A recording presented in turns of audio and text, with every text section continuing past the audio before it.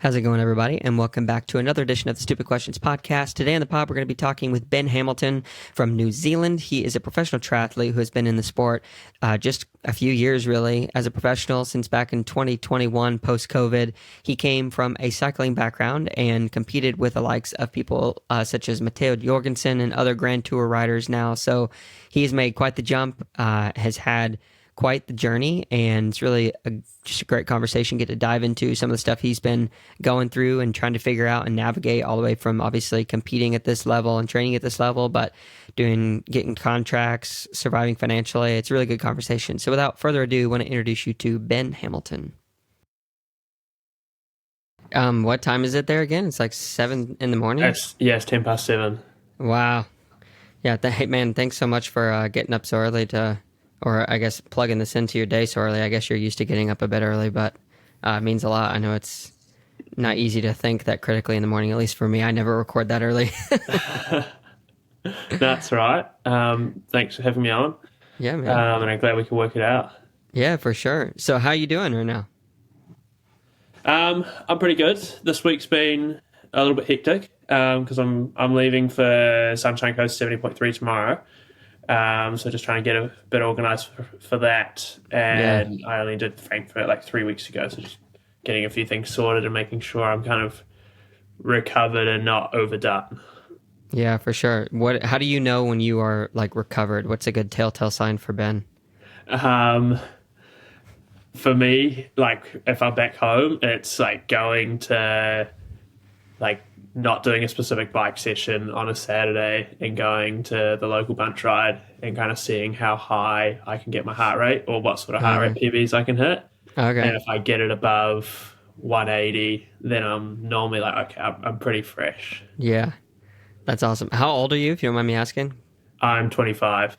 Okay, 25. And so 180 is about max these days, or is it a little bit higher than that?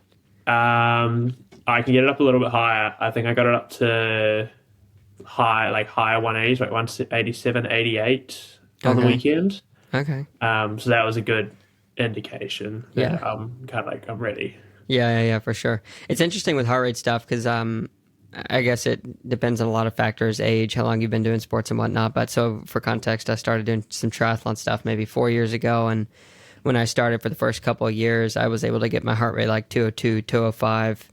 And so I'm 32 now, and to get my heart rate above like 198 is like I'm pretty much dead. It's like I can't touch it anymore. It's crazy how it starts to come down over time because age and stuff like that. But yeah, it's always fun to have that with the boys. Absolutely. And I've got some data like over the years, and I know specifically I've done some like time trials back in the past. And it was like 35 minutes, like average 192 beats per minute sort of thing. Yeah. So, go for it.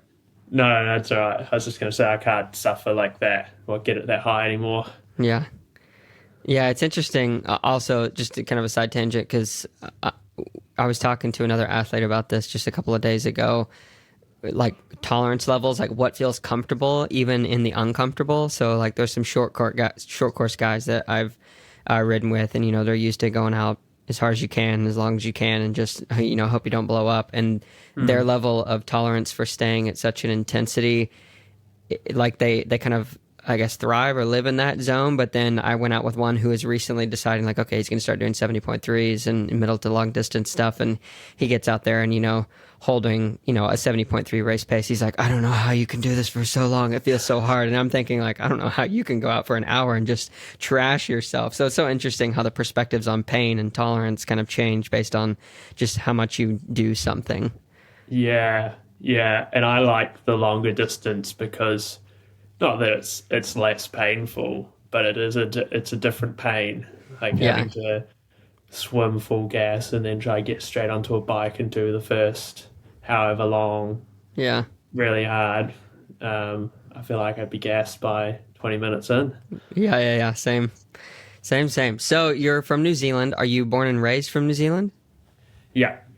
Born and raised in Auckland, grown up in Auckland my entire life. Went through school here, did university here, and still living at home with my parents to try and make this triathlon career a bit more of a thing, Yeah. while we're trying to still get off the ground a bit. But Yeah. that's fine because um, I got three siblings and we're all a very, very close knit family. So it's nice. Oh, yeah, that's super awesome to have them close by. Are they also into the sporting world that you're in?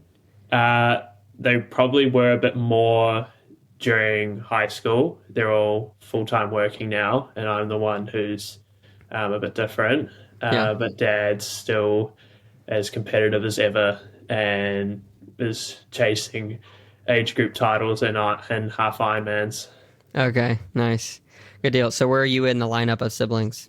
I'm second oldest. I got an older brother, younger brother, and a younger sister. Okay, nice. So how do you like being almost the oldest? Um,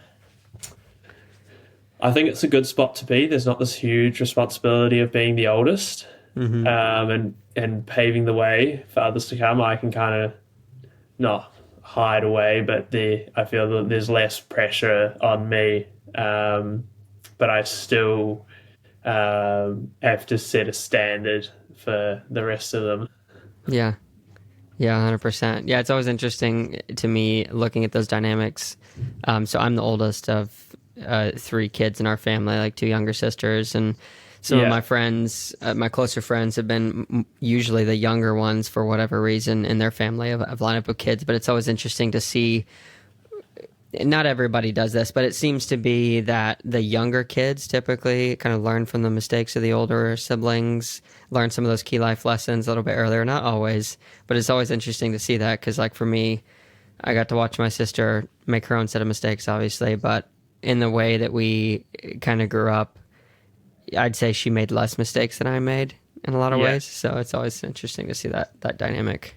yeah. And did you get it like a bit sterner, a bit harder with the rules, and then it was a bit more relaxed with the younger ones? Oh yeah, for sure. So the biggest one that bothered me as a kid was my mom and dad were like, "All right, in the summer you would have a 9 p.m. bedtime because the sun's setting later, so it'd be almost torture to go to bed at 8 o'clock in the summer because the sun's still up, and I would have a fit about that. So it was either 8 p.m. or 9 p.m. and that was until I think I was like 15 that Yeah, they were like hard on that. And then my sister turned like 12 and they're like, just kind of go to bed whenever, but you have to get up in the morning, so make sure you get enough sleep. And I was up in arms completely. It was the most unfair thing in the world. I was ready to take that all the way to the Supreme Court if I could. yeah, yeah. Yeah. Oh no, I found the same thing with hopefully I'm not going to get in trouble for saying this, but just like starting to go out to parties and stuff, and it was like, right, you're home at 10, and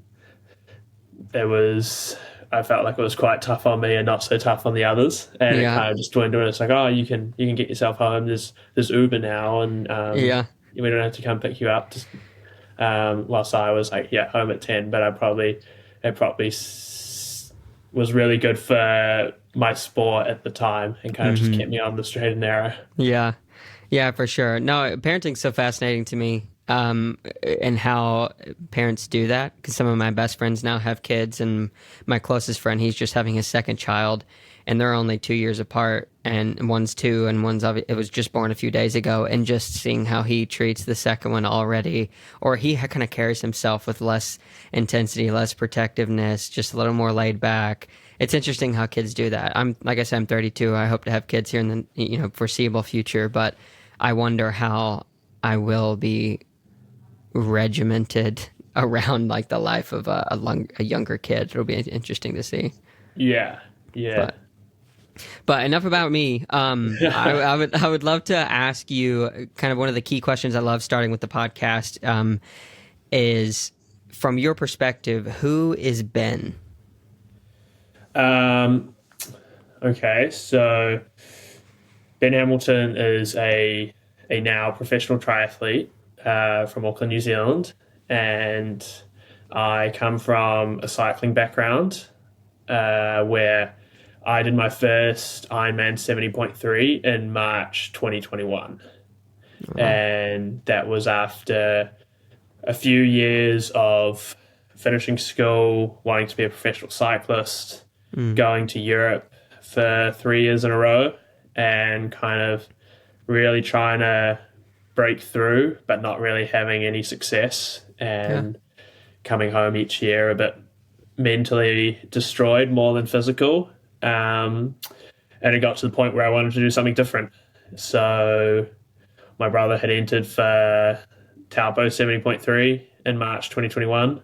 And I thought if he can do it, I can do it. So Love it. I just entered and then gave myself either the option to train for it and try and have a race I can be proud of, or I'm just going to get smashed. So we trained for it, and the first one went pretty well, and we haven't really looked back. Did a few more age group races before stepping up to pro, doing my first pro race like June last year.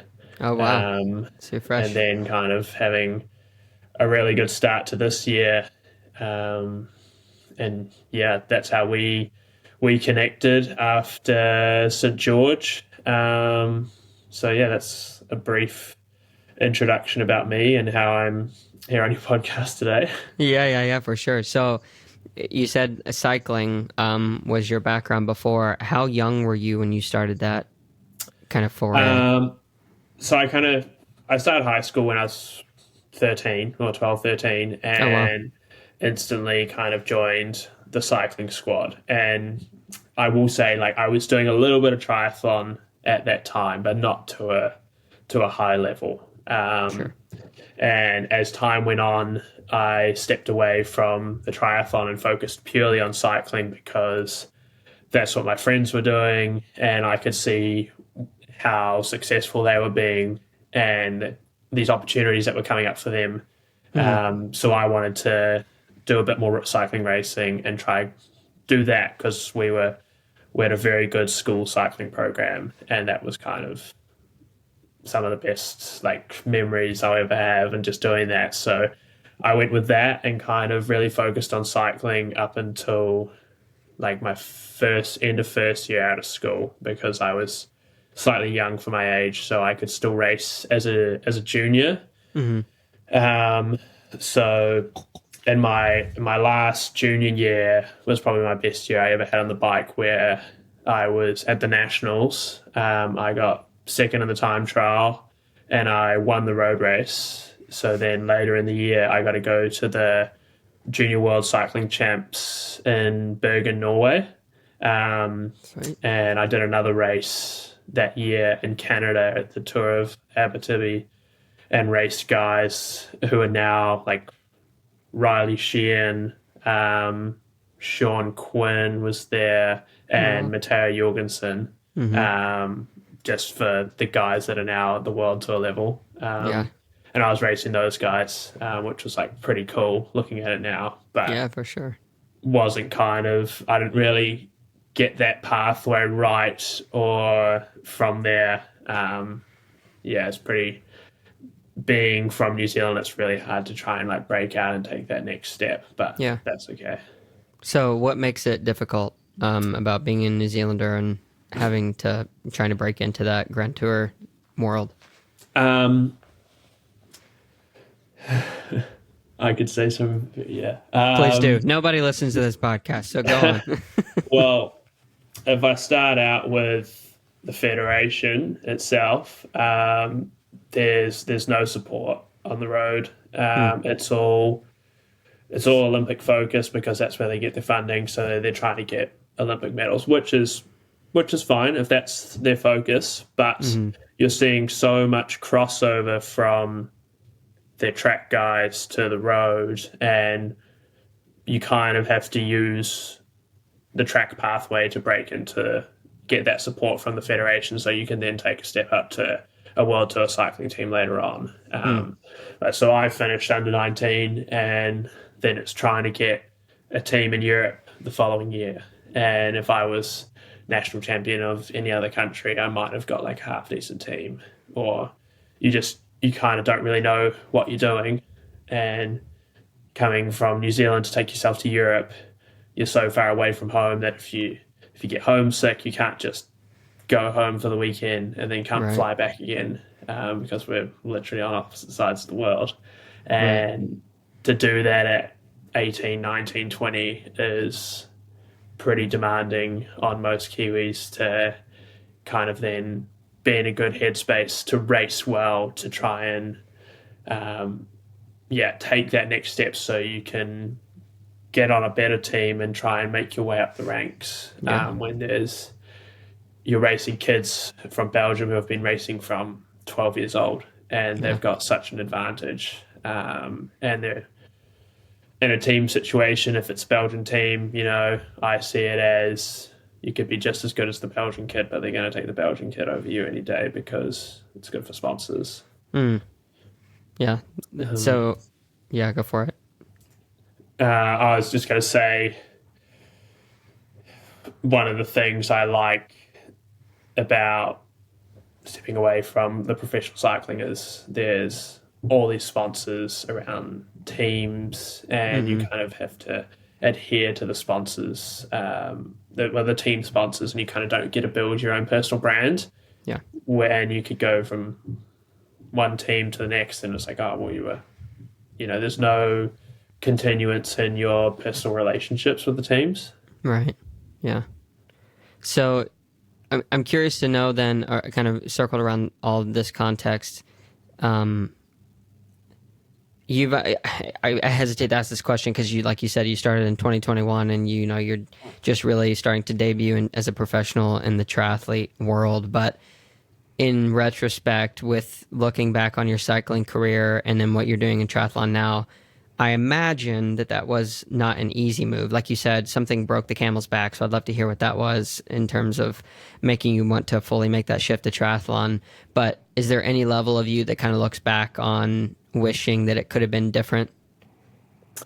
Yeah, like I think I made so many mistakes in those years, trying to make it, like thinking lighter is faster, and really stuffing up nutrition was a major one. But with that, I think some of those lessons have transferred across to how I've managed to progress so quickly in the triathlon space today. Yeah. And one of the things that kind of made me want to shift and try something different was just, I kept thinking about the risks that were involved where I'm trying to battle 200 guys in a bunch sprint, and I would much rather just be in my own little space on a time trial bike, not having to kind of risk my life to racing downhill a mountain in a rain. Yeah. And like some of that stuff is fun to an extent, but when you have to do that to try and step up, it's like, if I can go and do triathlon and just have this non-drafting and I can just do my best TT, it was kind of like, let's just give this a try. Yeah. And after the first 70.3, I was like, oh, okay, I've found my place. Yeah. So what did you mean by stuffing up nutrition? I took a whole lot of self-experimentation upon myself and was doing like a lot of high-fat, low-carb, just training. I can't really remember why I did it, but just kind of trying it out, and kind of got influenced by everything that I was reading, that it could be extremely beneficial. And I think it can be to an extent, but to where I ended up and completely underfueled, probably low energy availability, like 100%. And then my training was just going nowhere. I had no power, to the point where it's just like, I was just overthinking food. I was weighing it out, counting calories, and creating this really toxic relationship with food when it doesn't kind of need to be. Mm-hmm. So I was just going to say, it sounds like, because I've heard this from a few other athletes across the running world and cycling world, where, your power to weight ratio, it's like, oh, it's simple. If I lose weight and I keep the same or about the same power, then my power to weight ratio will go up. Was that the focus ultimately? Yeah. Like, you just wanted to be able to get faster off the line? Yeah. And I was kind of I wasn't like one specific sort of rider. I definitely wasn't a sprinter, but so then I was kind of more towards a climber. So I was like, oh, well, I need to get lighter to get faster. Yeah. Um, when, yes, I got lighter, but my power also went down. So then I was just creeping. Yeah, yeah. So what happened that you finally realized like, okay, this self experimentation, this is not working, and then you decide to make a change? Like what was the apex of that turn? I kind of just let go and stopped thinking about it. Mm. And like, so my last year in Europe was 2020, which was peak COVID. So Yep. I went over late February and then COVID hit like 2 or 3 weeks later.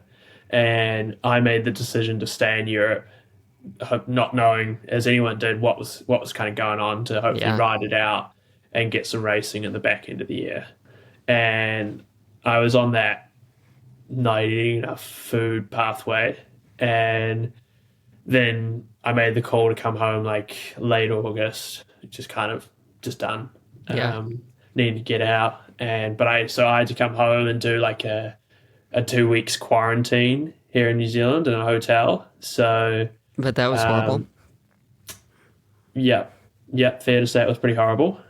Just completely isolated. We could go outside and walk around a car park for a while, but I think it's pretty boring. And during that time, my body, I wasn't training or anything, and I just let go. It was Yeah, ordering a heap of food. I think I put on like from being like a month or two before to being like pretty light, like 65 kilos. I think by the time I had a month in Europe, come home, done the quarantine, come out the other side, I was like 10 to 12 kgs heavier.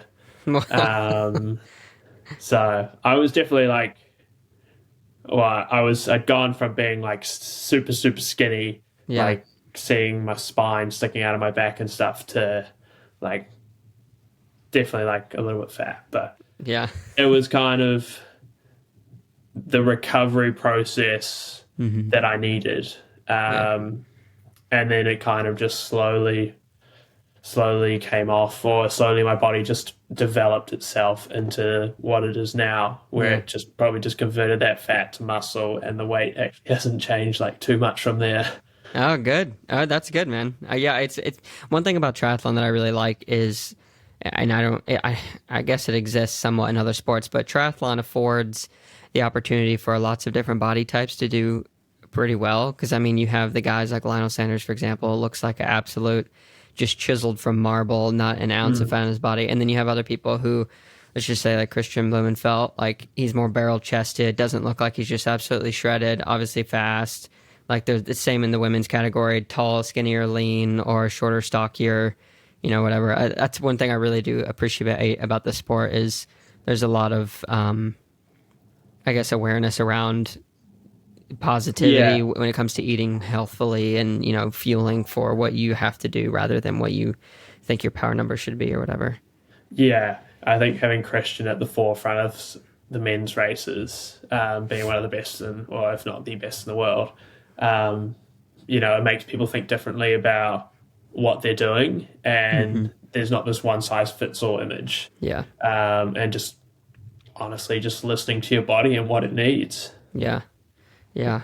So coming back to when you made this switch, you finished quarantine, you get back home. I'm assuming you moved back in with your family. What was the energy like between the dynamic of you and your family, and then thinking about doing triathlon, and what was going on during that time? Um, so during this whole period, I was studying university part time. So I kind of had that to always go back to and be like, right, well, if I'm not training or doing anything, I'll be focusing on my university studies. But I hadn't completely made the switch yet. I was still cycling training, kind of had this optimistic hope that I could go back to Europe again next year. Hmm. And I kind of just found myself without a team, without any real plan in November, December for what was going to happen. And then my family's always been super supportive of me, and they just want me to be happy with what I'm doing. And That's I cool. kind of didn't tell them. From memory, I didn't even tell them. I was kind of just sitting there, almost just procrastinating, wasting time on my phone or playing PlayStation or something, which is, and then I think I just entered. And then I Oh, told really? them later that day, and it was kind of like, there was no real forward thinking, like, oh, okay, yeah, I'm gonna do this. It's just enter, and then it's, yeah, you're kind of committed. Yeah. So when did you become? I mean, obviously you were committed for this race to a degree because you wanted to finish, and you said the distinction between do I do want to do really well or I'm just going to kind of blow up type of a situation. When in your mind did it become like, okay, I think I'm going to put some effort into the forethought and the planning and move forward like with an intention of this sport? Um, so for this race, like I started swimming, and I kind of made the switch to a triathlon coach, kind of beginning of 2021. Okay. So, but then I still raced a couple of cycling races in January, early February, and then Hmm. I think it left me about 6 weeks to then take that cycling fitness, build up some swimming and running fitness before I did my first half. And I hadn't run a half marathon before. Starting back into the running again was fairly difficult, trying not to get injured. Hmm. But that was kind of where I was like, okay, I'm training for this properly, and we're going to see how it goes.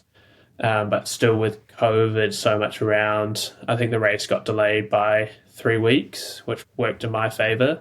Yeah. Got a little more time.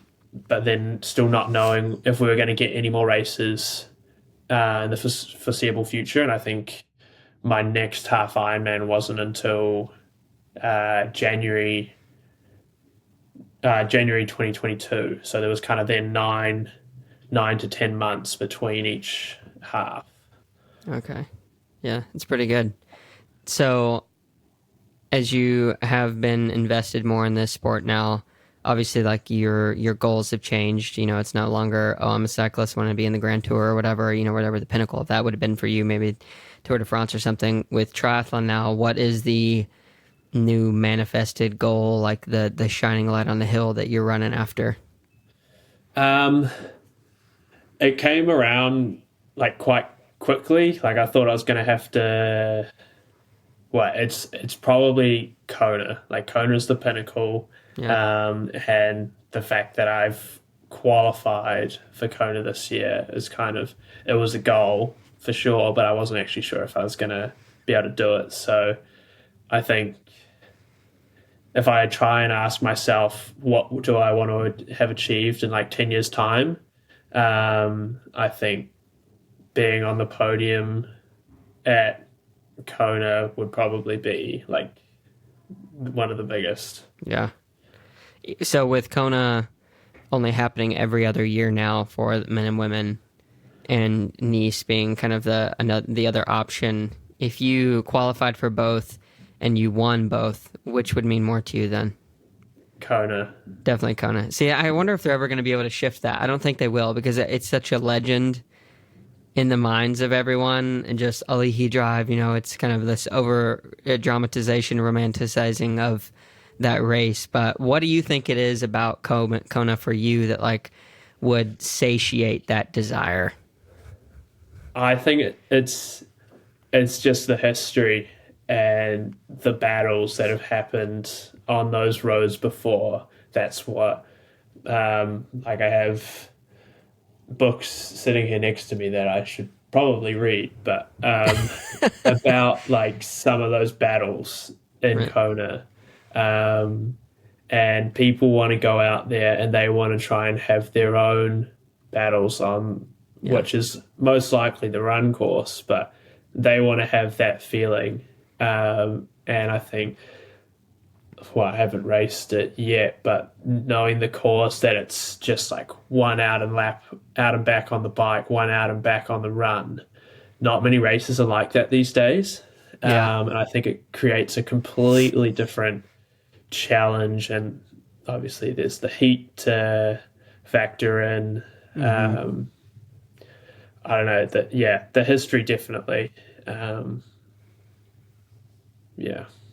So who are some of your heroes, or the people that you like really look up to? Because you mentioned some of the books that have to do with the battles on those roads. Are any of those people?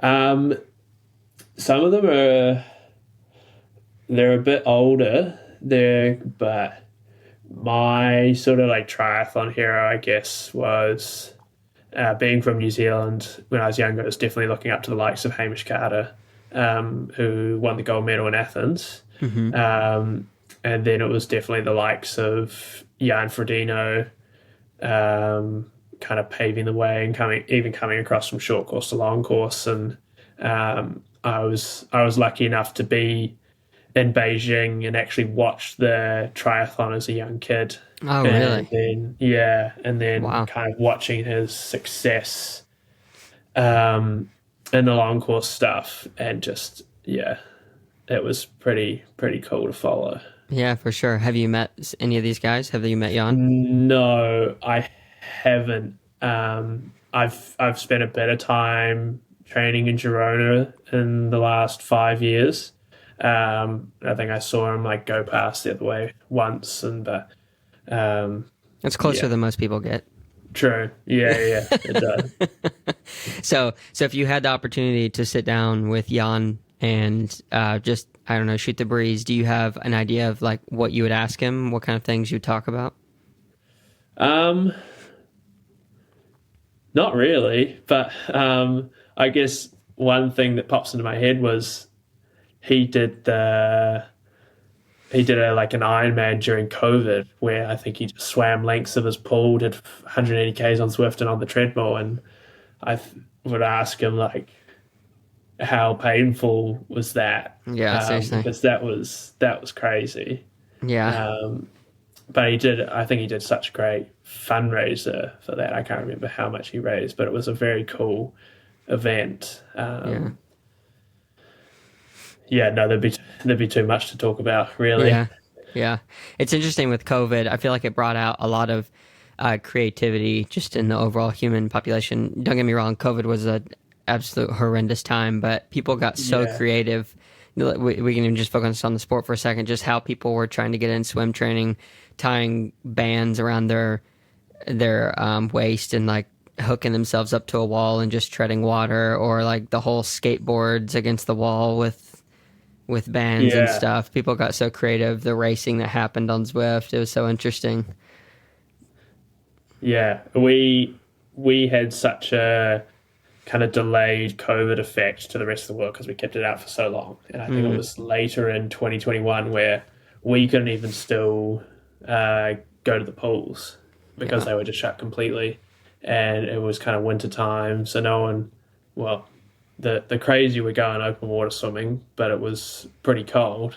yeah, yeah, yeah. I'm curious right now, not to shift this subject too much, but you guys are basically exact opposite of us in terms of seasons. So it's spring there right now? Is that right? Yeah, it's just Yeah. gone spring.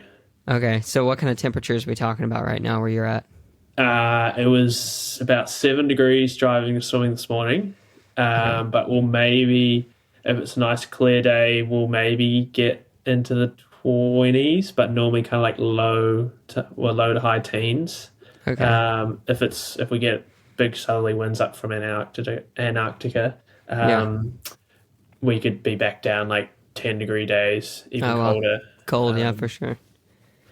so Well, it's still a bit variable, but we yeah. won't get Auckland in peak summer. Will probably struggle to get above 30 as well, degrees Celsius. So I'm not sure what that is Fahrenheit, but probably like 80, 85.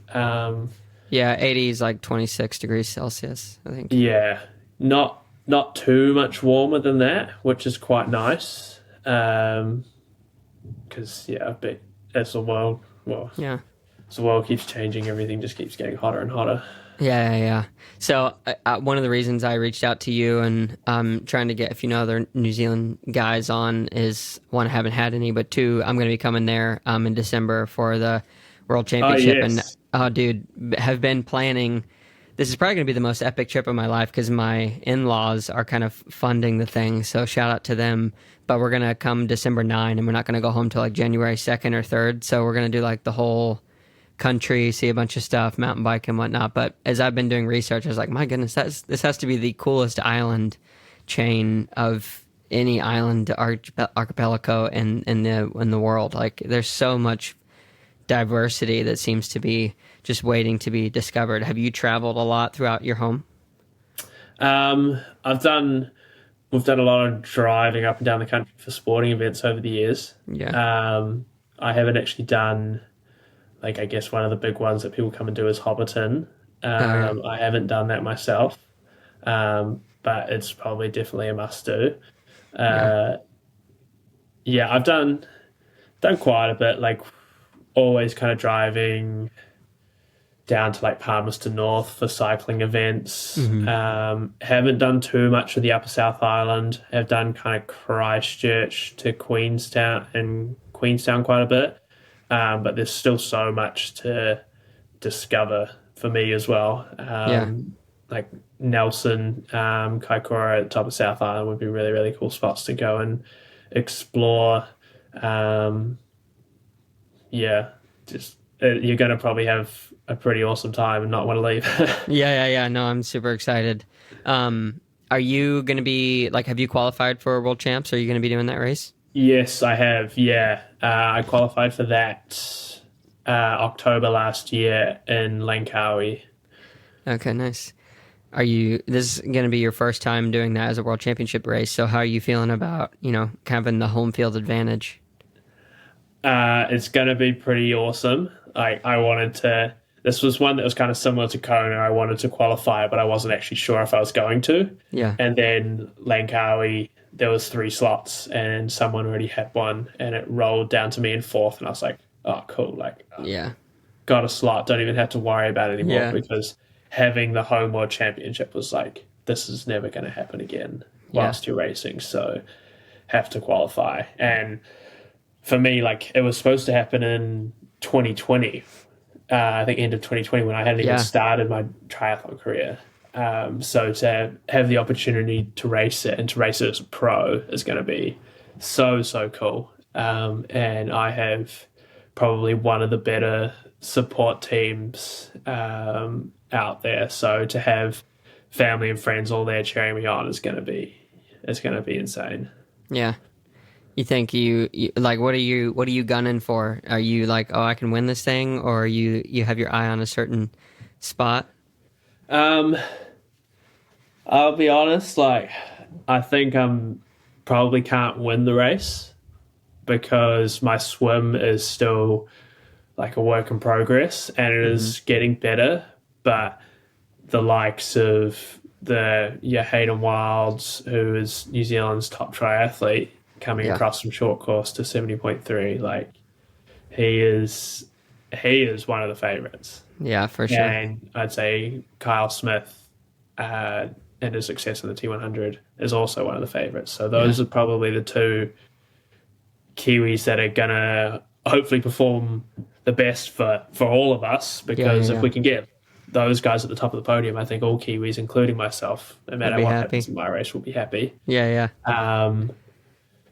I think being from New Zealand and knowing the course and having raced on those roads a couple of times in different variations, I think if I can get into the top 10, it would be really, really special.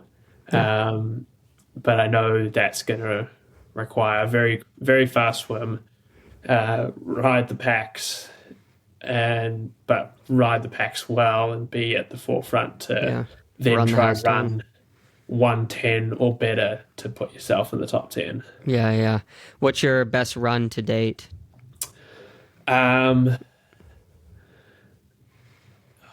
think it was St. George this year where it was like a 112, 113. But a run that probably goes a bit unnoticed was Langkawi last year, where I ran the fastest run split out of everyone, and that was like a 116. Wow. But that was extremely hot. But I think my run split was like 2 minutes faster than the next best person. Wow. So that was like a good one, but it doesn't reflect it in the actual time. Yeah. So yeah, still some like work to do, but I did like a half marathon by itself. I did a 107 earlier this year, Nice. so I've got the pace. I just got to kind of transfer it across to Yeah. off the bike. Yeah. Just have all that energy as much when you're done biking and swimming your mind out. Yeah, yeah, which is quite difficult to do, as It, everyone knows. Yeah, yeah, for sure. Um, with that run you're talking about where you're 2 minutes faster than everyone else, have you analyzed that to kind of figure out what you did right and like what went well for that race for you to be able to kind of pull away from the pack and the field at such a scale? Yeah, so because of the temperature, it was more like heat management, and I did the bike with one other person and kind of didn't ride as hard as I could have if it wasn't so hot. So I probably had a bit of an easier ride and kept the core body temperature down and just had a bit more energy to give on the run. So, and the result ended up being fourth place because so many guys in that race had tried to ride in the group, and eventually kind of blew up. And it was such a quite the spectacle of race that I'm surprised it didn't kind of get talked about more because I was running my race, but I just went past athlete after athlete, like walking, pulling out, sitting on the Wow. curb, just completely cooked from the heat. And there was only a few guys that well, there's only 3 guys that stayed in front of me. Wow. Yeah. I'm gonna have to go check out some videos. Was this one broadcast? It wasn't, no, but yeah, you find the results and you go to the bottom and it's like DNF, five or DNF, six DNF. big names like Yeah. DNF, and it's Yeah. all on the run. Yeah. Wow, super interesting. I'll have to check those out. So I'm curious, with the athletic career that you have now, and this is like full bore, you've got some sponsorships, you have a direction to go. What impact has your ambition and, I guess, athletic, what is the word, career had on your personal relationships and life outside of sports? Um, like I'm quite good with my. I'd like to think I'm quite good with my personal relationships, but like sport has always kind of been my focus. Like finishing school, I always wanted to be a professional athlete. It's changed from cycling to triathlon now. Yeah. And like I think it's quite an open-ended question where I could talk a lot. Oh, please do. You have nothing but time. Go for it. You can take the rest of the time if you want. No, I'm quite like a introverted person. I focus on my training. I'm not a huge socializer where I really, really want to kind of motivate other people to, when they finish school, if you're really good at sport, there's an opportunity to take a sporting pathway and you can do university part-time or you can just leave it. And deep down, like that's what I wanted to do. And I feel like so many people these days who are super, super talented kind of just don't try, and they don't just give it a shot for a year to pursue the craziest, wildest like sporting dreams. Yeah. So I've kind of always, that's like a big motivation for me, and I'm kind of in that myself where I kind of am pretty focused most of the time, or I'm kind of just not hiding away, but kind of like training is the most important thing to me, and I want to be successful. So yeah, kind of. I have great support from my family and friends around me, but I also have lost touch with people along the way who kind of haven't been like who I haven't invested time with, and it kind of hasn't reciprocated either. And kind of just I've just been doing my triathlon thing, and they've gone on their own path in Hmm. life. Um, so, for example, like not being that connected with friends from school and stuff, but that's all. That's all part of it. That's just life. I'm doing professional triathlon, and they're a working professional, so paths kind of don't cross that much anyway. Yeah. Do you think that you might ever regret that? Um, Part of me probably will, yes. Um, but it's at a stage where I can only do professional sport now. Yeah. And I'm so dedicated to that. And I really want to just enjoy it and do it whilst I can, because something could go wrong in the next 6 months and it could be the end of it. Yeah. And then I can go and have some fun and do normal people things. Yeah. Normal people things. So one concept I've had a conversation with a few people about. The first one who kind of spurred the conversation was actually Greg Bennett, not in a podcast forum, but I was talking to him about, there's a lot of professional athletes or Olympians. They'll kind of come to the eve of their career, and because their identity has been for so long, 20, 30, sometimes 40 years wrapped up in this one thing that is sport, when that ends, they kind of lose themselves and almost have a little bit of an existential crisis to like figure out again and ask themselves like, okay, well, who am I? Like what am I? What am I to do with my life? What's my goal? Kind of centered around this idea of, what is the best form of motivation for something? Because you have someone like Usain Bolt, he quit at the peak of his career and he had more years in him or he could have still won. But he's like, well, I got there, so, my motivation was gone. And I'm not one to judge to say like that's the wrong type of motivation, because that's what gave him his quote unquote success. So yeah, if you did lose your ability to practice in sport, I don't know, maybe it's a bad injury or a COVID 2.0 or whatever, like it comes in and just kind of rips it out of your hands, where you're gonna have to go and do that normal people stuff.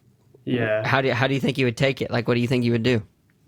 Um, I think it would be difficult to begin with, but I I do a little bit of coaching at the moment with majority school kids to try Oh, and cool. help them with kind of what I spoke about. So kind of just giving back in a way and sharing the knowledge that I've gathered over my time and some of those mistakes I've kind of dwelled on. Um, I really enjoyed that as well. Uh, I think the harsh reality would be that I'd have to use my university degree and go get a real job, um, and try and relearn everything that I maybe can't quite remember anymore. It's But all right. Usually, schooling doesn't give you enough to actually go and walk into the working world, and you're like, "Oh, I got this." It's usually like, "Oh, wow, 90% of what I learned is absolutely rubbish." yeah, it's just proof that I can. You can tell me something or try and teach me something, and I can learn it. Yeah, Um, exactly. so I think I'd find passion elsewhere, um, and it's just I'm so focused on one passion that I haven't kind of opened up to discover what that might be. And I did enjoy periods of my degree, which sounds not that great, but no, I have other interests out there, but I'm just so focused on one. I'm kind of just blocking myself out from it. Yeah. So, in this world that you're in now, like you have some sponsors, and you have a way to make, I would assume, some money or some semblance of a living. What has that been like for you to navigate as like, because like you said, you're not working the normal 9 to 5 or whatever that time schedule is in New Zealand. Yeah. You're doing this thing. How do you navigate this world financially to like figure it out? Yeah, it's been a really difficult one, because I was kind of when I started racing professionally, I was like, do I do this or do I go get a full time job? Because there's the risk involved and not kind of really knowing how the whole professional racing scene even works.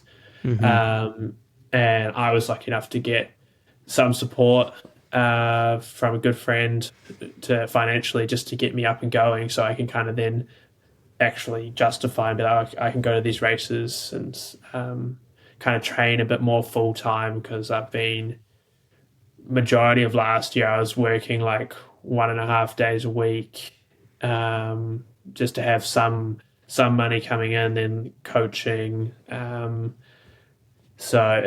But as this year's kind of gone on, it's transitioned to a bit more full time now, where I'm not doing any work from now until Kona, and probably no work after Kona as well with the Taupo 70.3 World Champs. But Yeah. I've been doing that same like 1 to 1.5 days a week in the early stages of this year. And with the success that I had at Ironman NZ and St George, I managed to bag some prize money. So there was a little bit less pressure financially, but it's been in these early stages I've having to go to races where I'm pretty much broke, and I need to get some prize money out of the race so that I have some money to come home with, and then I can continue to train and put that money towards the next race. Yeah. And the New Zealand summers kind of was really important earlier this year, where I was maybe just good enough to start breaking into some of that prize money, but all the races being so close to home, it doesn't cost as much to go overseas and race, so you can kind of actually save a bit more, and then that can kind of set you up for the rest of the season to kind of fund your races and stuff. But it has been really difficult to kind of just, it says I have a full spreadsheet of how much it cost me to race last year, and I think I spent double of what I wanted to spend. Nice. Which is not surprising, but it was a lot of money. So it's just kind of like taking that risk and investing in yourself to hopefully like make a better return down the line.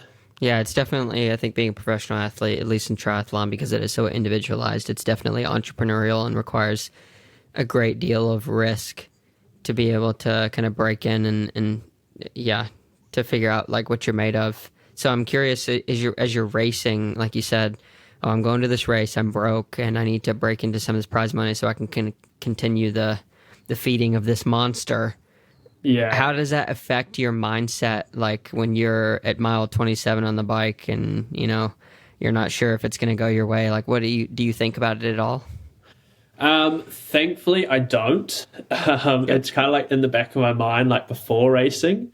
But once I get out there, I'm not thinking about it. And apart from my last 2 races, which have been not so great, I normally try and pride myself on execution and know that if I'm here on race day, like I'm going to have a pretty good race and it's going to control everything I can, make sure nothing's going to go wrong, and kind of that'll if I swim, bike and run this time, it'll put me hopefully somewhere in the mix. And sometimes I don't know where that is, but sometimes it's second or sometimes it's 10th or so, and then you get rewarded for the better days. Yeah. How do you prepare for these bigger races, or how do you prepare for these bigger races mentally? So St George, I was like pretty relaxed, not really knowing I'm in good shape, like I'll go well, but probably definitely surprise myself. Cairns, I'm using these examples because that was like very relaxed, like pretty chill going into the race. And then Cairns, I was definitely like a bit more nervous, kind of knowing I put a lot of pressure on myself to kind of perform, and knowing that I was, based off results to date this year, like I was going pretty well compared to some of the others. And I was really overthinking it, where my best strategy is I just like to be as organized as possible, trying to do like mixing bottles like Saturday morning. If we're racing Sunday, like mixing it Saturday morning. So just trying to get everything done so I can just like sit down and relax, because there's not that much time otherwise to like sit down Just chill. and have you, the day before a race, you're always just moving and trying to remove all that stress from my mind. So that's the best way I normally deal with it. But sometimes I get in my own head about the occasion and the rankings, and if I've got 2 good scores now. If I do really well here, I could break into even higher placings, and it's like, what does that mean? What are the potentials that could come from that, from sponsorships, from prize money, XYZ? And sometimes I just need to not think about that sort of stuff. Yeah. Yeah, which is definitely easier said than done. I can't Yeah. I can't imagine going into a world championship race and not thinking about just all of that. Yeah, knowing that you're racing some of the best guys in the world, but still having the ability to be like, oh, if I win today, I get 125,000 US. Yeah. That's life changing, sort of thing. Yeah. And you even think about like, oh, what would I do with that sort of money? That's so cool. But in reality, is that's only for one person. Yeah. Yeah, it's absolutely wild. Yeah, your life will be changed if you get it and if you don't. Yeah. So for these mindset trainings that you do, or I guess not trainings, but the way that you approach this, if someone else was to come to you for advice, trying to figure out like, hey, Ben, how do I go into a race relaxed? I mean, you gave some practical things like mix your stuff the day before, but is there anything else that you would give them advice on how to go into a race relaxed and calm, cool, and collected? Yeah. So like definitely being organized, and just having everything that you need. The best, if I give a one answer, I saw something on Instagram, and it's, write down everything that's making you nervous or stressed about the race or what you need to get done, and then kind of cross out all the ones you can't control, and then focus on the ones you can control. So you can't control what your competitors are going to do on the day, but you can swim this, bike this, run this from a competitive wanting to win or wanting to win your age group point of view. You can do X, Y, Z across the day. Yeah. And if someone beats you, and they've purely run faster than you can't really kind of complain. You can just be like, oh, like, well done. So kind of focusing on what you can control, and not overcomplicating the rest of things to make all this other stress and nerves. And yeah. So then let me ask you this question. What is taking the most mental bandwidth for you right now? Like, what's sitting at the forefront of your mind that you're right now kind of wrestling with and trying to get through?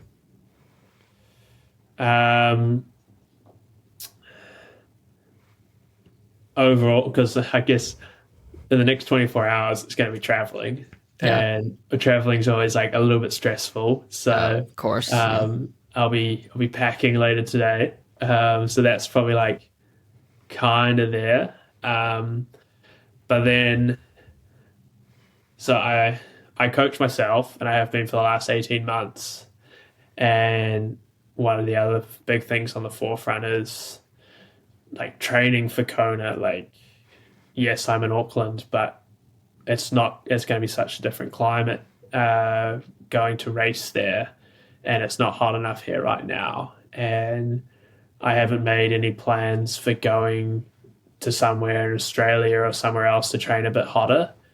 And I'm still pondering if I need to do that, or if there's some other like heat training protocol that I can do back home, and the people I need to speak to about that.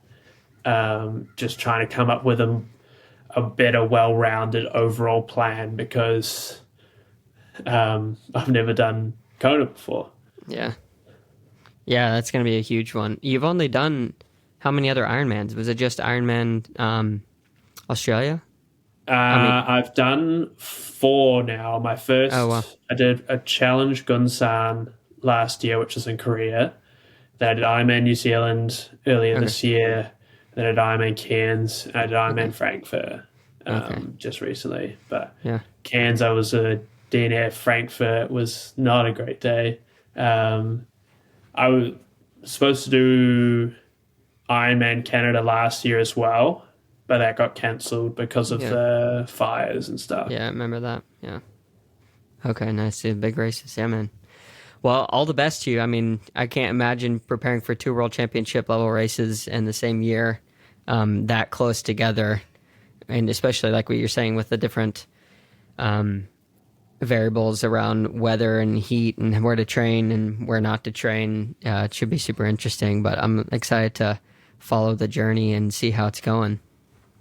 Yeah, no, thank you, Seth. It's I've done quite a lot of racing this year already, and the biggest ones are still to come, so it's Yeah. exciting. Yeah, for sure. Awesome. Well, thank you so much for coming on and let me dive in a bit to your life. Hopefully, we'll have to have you on again and hear how these championship races went. But yeah, all the best to you, and especially the upcoming race and travel. I know that can be stressful, but again, thank you so much for coming on, man. Awesome, thanks, Seth. Yeah. Thank you so much to Ben for coming on today's podcast and sharing so much about his life and the journey that he has been on. Such a cool story of hearing how he shifted from professional cycling at such a level and then coming over to triathlon and finding relatively good success in such a short amount of time. So thank you again so much to Ben for coming on, and all the best to you on your big races at the end of this season in December and October. If you made it to this point in the podcast, though, I just want to say thank you so much. No matter where you're listening or watching, if you wouldn't mind commenting, subscribing, liking, following, reviewing, all those things help us to continue to grow and to get this podcast out to more people. I hope it's adding a lot of value to your life. And if you are sharing it, I really do appreciate it. If you want to sign up for the newsletter, also, we are working on that. Make sure to check out our newsletter sign up at stupidquestions.show. Thank you so much, and we'll see you in the next one.